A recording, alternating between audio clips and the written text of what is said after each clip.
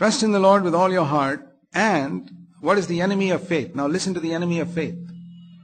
Don't lean on your head, on your mind. Do you know that the mind is the enemy of faith? It hinders your faith, your understanding. That's what this verse says. Don't lean on your own understanding, but trust in the Lord with all your heart. It's like a opposite, Like Jesus said, you can't love God and money. We can understand that. But here's another thing. Trust in the Lord with all your heart and don't lean upon your mind. But we're leaning upon our mind all the time. We hear a message and say, I got faith now. Where? In your mind, you understood something. No, that's not it. We really need to ask God to give us light on this. And if you do that, and you acknowledge Him in all your ways, He will make your paths absolutely straight. What a wonderful verse. He will make my path, my crooked path, He will make it absolutely straight. He'll do that. He will do it. If I trust Him with all my heart. See, so this is one of the big deceptions of Satan, that he doesn't mind people talking about faith and urging people to have faith, so long as it stays in the mind and you understand it all and you think you got it all, and you look at your life and it doesn't seem to work and nothing seems to work, and you say, well, I suppose it's like that. I just say, oh, well, I suppose it's God's will. When 99% of the things you ask for don't happen and you say it's God's will, well, how in the world am I supposed to know if anything is God's will? Jesus said, if you earthly fathers know how to give good things to your children, how much more shall your heavenly Father give good things to those who ask Him? And I've been tremendously exercised by that. I say, Lord, I know what I would give my children. And compared to you, I'm an evil father. You're supposed to be much better than me. And do you give your children something which I don't give? How the devil has fooled so many Christians. It's like God sitting in heaven and, that child of mine, what do you think I should give him? I think I'll give him a road accident. What about that one there? Maybe tuberculosis, that's the best for him. And what about that one there? Maybe cancer for him. And that one there, perhaps AIDS, that'll be really good for him. Can you imagine a God in heaven? Can you imagine a father planning like this for his children? And the number of believers who sit and say, oh, that's God's will. Well, if you accept it, according to your faith, be it unto you. I don't believe I have a Father in heaven who's sitting there planning all these evil things for me. It's the devil who plans all these things.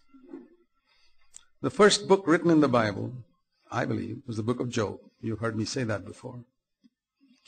And the very first thing it says there, in that first 2 chapters, is that the devil is the one who causes all those problems for Job. It's not God. I mean, the devil, God may allow it, but it's the devil. So first of all, identify where it comes from. I won't say that that's God. It's not God, it's the devil. Let's identify the source first. Otherwise, you'll submit to something which you are supposed to resist. The Bible speaks of sickness leading to death. And the Bible says in 1 Corinthians 15 that death is an enemy. You know that verse? The last enemy that shall be destroyed is death. So is death an enemy or not? Sure. Death is no friend of mine.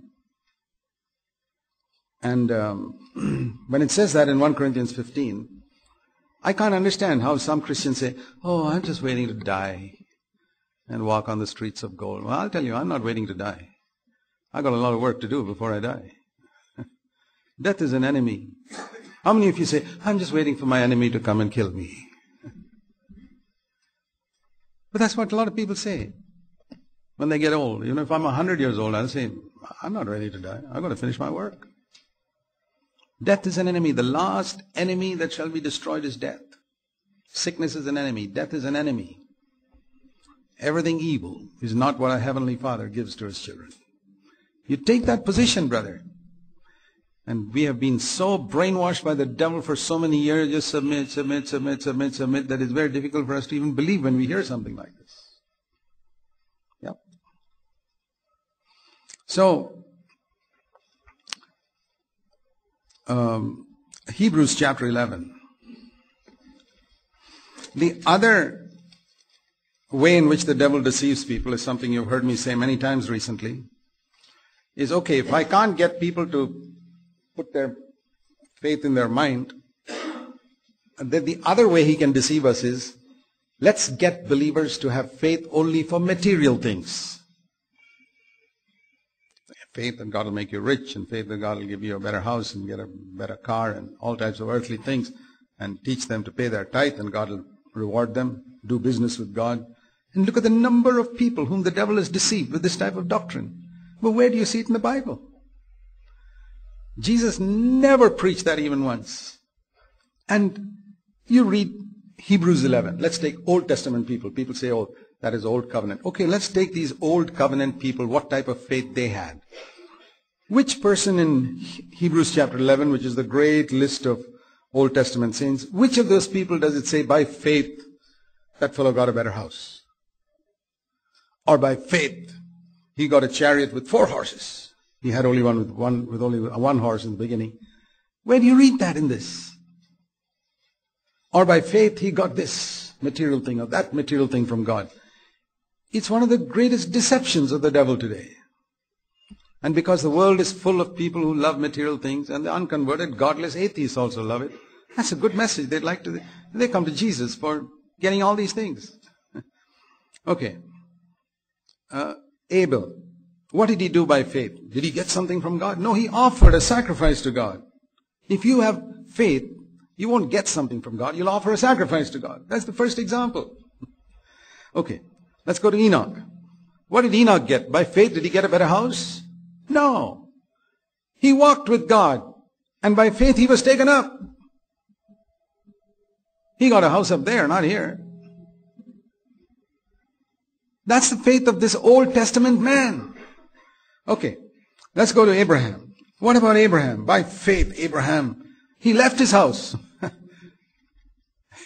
He didn't get one. He had a good house and he got a tent because he had faith. It says there, by faith he gave up what he had and he lived in a tent. And what does that prove? It says here, these people, verse 14, they are saying by their faith that they are seeking another country.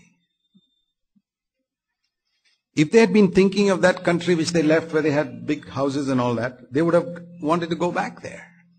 Verse 15. But they desire a better country and a heavenly one, and that is why God called himself the God of Abraham. You want God to call you, say God of so-and-so, your name? You got to have that type of attitude. They were seeking something else. Another thing, by faith when he was tested, he gave up his son. Okay, you can take it, God. It was sacrifice. Giving up his house, giving up his son. Abel offered a sacrifice. Sorry, I missed out. Noah, verse 7. By faith, he didn't get more in the world. It says in verse 7, he condemned the world. He said, I don't want to have anything to do with this world. That was the faith of these people. And like that with all those people. What about Moses? By faith, verse 24, he refused to say, I'm the son of Pharaoh's daughter. He didn't want position. He refused, verse 25, the pleasures of sin. He refused the treasures of Egypt. These old covenant people, what were they seeking? They were seeking the reproach of Christ. Verse 26. They were looking for a reward in heaven. They were choosing, verse 25, to suffer ill treatment with God's people. That's the type of faith they had. Faith to fulfill God's purposes, pulling down the walls of Jericho, verse 30. And what about faith like this?